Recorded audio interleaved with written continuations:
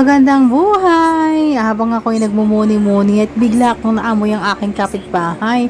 Nangluluto siya ng mga ulam na masasarap. So ayan, nag-decide tuloy ako magluto ng aking lutuin ngayon na kahit na ayaw ko naman, ako'y medyo tinatamad. Ito ang mga ingredients na gagamitin ko ngayon. Kailangan ko ng sibuyas, bawang at saka luya at saka itlog. So prepare ko na yan habang ako ay nagpiprito na rin ng gulunggong. Ang galunggong na ito ay napakasarap, noon napakamura lang nito. Ngayon, napakamahal na niya. So, ayan. Tapos niyan, tinanggal ko yung mga pinirito ko. Ayan, sinangkutsa ko yung bawang, onion, at saka yung luya. So, isang kutsa lang natin sila hanggang sila ay maging brown. Kung naaamoy niya lang ito, napakabango ng amoy nito. Habang ako ay nagpiprito, yung amoy niya, aroma niya, napakabango.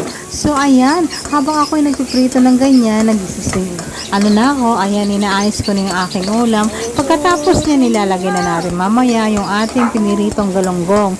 Take note, yung galunggong pipirituhin nyo lang ng saglit, hindi yung matigas na galunggong, yung tostado. Hindi pwedeng tostado dito. Kailangan lang yung malambot-lambot pa siya kasi lulutuin pa rin natin siya kasama ang mga ingredients nito. Itong lutuin pala nito, sabi nila ay sarsyado. Pero wala naman akong kamatis, so hindi ito sarsyado para sa akin. Nilagay ko na pala ang aking galunggong na binili kanina at ayan, pinag-isa-isa ko na at syempre, nilagyan ko ng konting toyo at nilagyan ko rin ng tubig yan. Ayan, katamtaman tubig lang para manuot lang yung ating sabaw at saka yung kanyang isda. Tinakpan ko pala ito ng ilang minuto. Syempre, pagkatapos niya, nilagay ko na rin yung itlog. Banabanayad lang paglagay ng itlog para yung itlog na namumuo siya kasi parang nag-craving ako ng ganitong ulam pero kulang nga lang ng kamatis para matawag siya sa shadow kasi walang kamatis itong aking niluto.